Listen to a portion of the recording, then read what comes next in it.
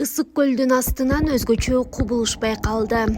Тамчы айыл аймагына караштуу Кош көл айылында көл астынан өзгөчө кубулуш байкалды. Тургундардын айтымында видео кечээ 20 ноябрда саат 16:00 тартылган. Көл астындагы эмне болушу мүмкүн, абдан таң калып жатабыз, дешет алар.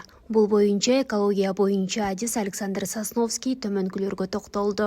Көл астындагы радон ал уникалдуу газ, химиялык радиоактивдүү элемент, төсү, дамы жана жыты жок. Көбүнчө жер астындагы сууларда кездешет. Ал жерде торийдин же урандын чиришинен пайда болот. Чоң дозаларда радон организмди жок кыла баштайт, бирок кичинекей дозаларда бул өтө пайдалуу. Радон суусу ооруну басуучу жана сезгенүүгө каршы таасирге ээ. Зат алмашууну активдештирет, жүрөк кан тамыр системасынын ишин нормалдаштырат жана уйкуну калыбына келтирет.